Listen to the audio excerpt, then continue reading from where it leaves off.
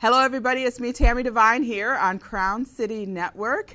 There are so many of us that struggle with having that perfect credit score, having our FICO scores be just right so we can get the house that we need and the car that we need and all those good things.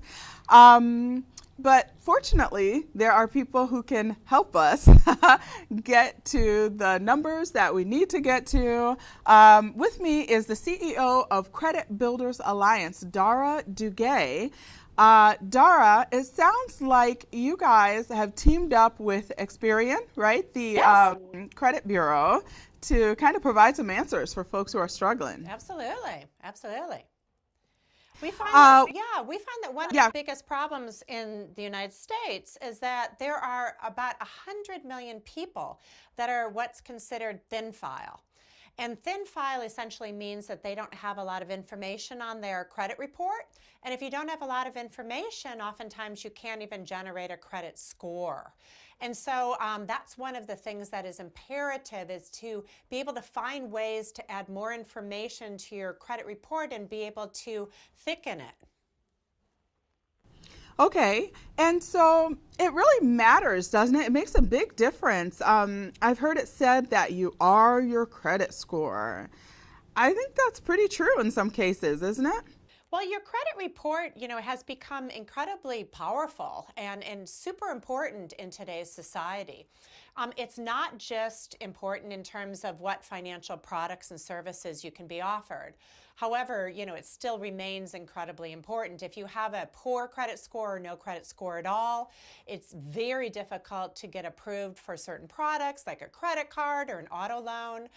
Or even if they do approve you, the difference in interest rate between credit scores is astronomical. So if you have good credit, you might get an auto loan with a 2% interest rate, versus if you have very poor credit, a subprime score, they might charge you 28% interest.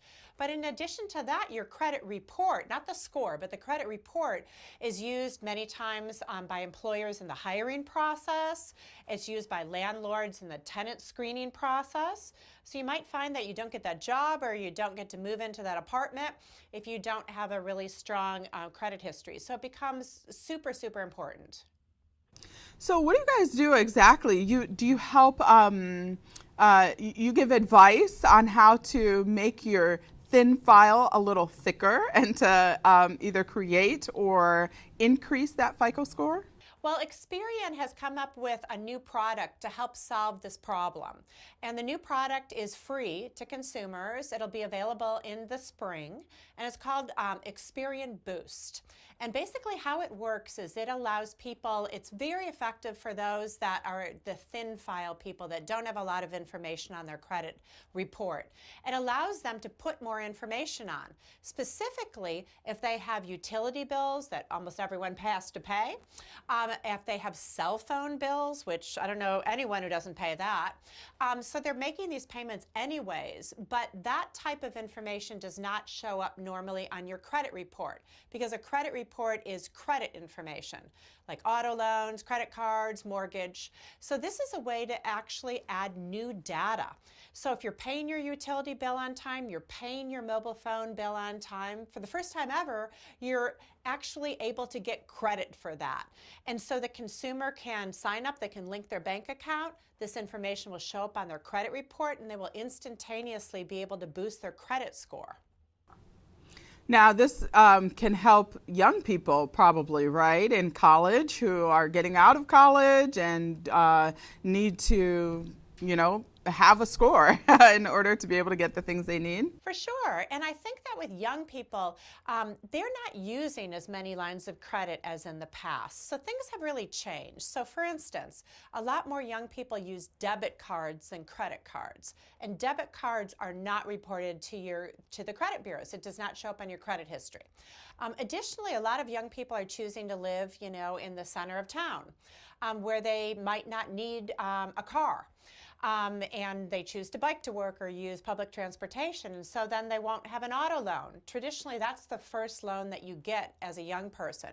And so this Experian Boost product allows them to add more information to maybe replace some of the information that used to be there in the past that they just don't have anymore.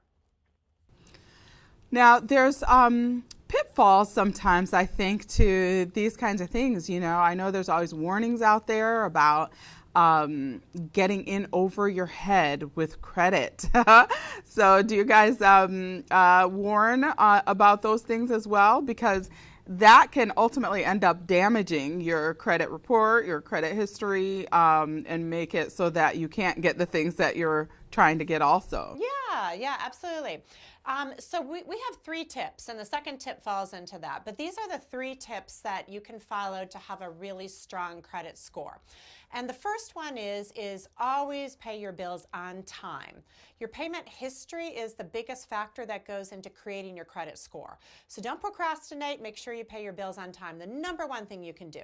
The second goes to your question. And the second is keep your debt level low. You certainly don't want to go out and get 8 credit cards, but there's nothing wrong with 2 or 3, as long as you use them responsibly. Credit is a great thing if you use it wisely. So try to keep your debt levels low. Try not to charge more each month than you can hope to pay when the bill comes. You know, a lot of people tell me that when they get their credit card bill, they look at how much was charged and immediately they think, oh my God, I'm like a victim of, you know, identity theft, because they think there's no way I could possibly have charged this amount. And then they look and they say, oh, I did charge that, and I did charge that, and I did charge that. And before you know it really adds up. And so just to pay attention to that, it's much easier to pay with plastic than with cash. And the last tip we have is keep it up.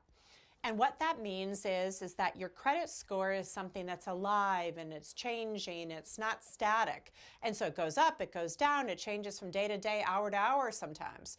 And so what you need to do is make sure that you are engaging in positive behavior, so that if you have ruined your credit, you're doing things where you've learned from your mistakes and you're starting to pay on time and doing things that'll make your credit score improve and go up versus going down. And to give you just a for instance about how easily your credit can really be affected in a negative way.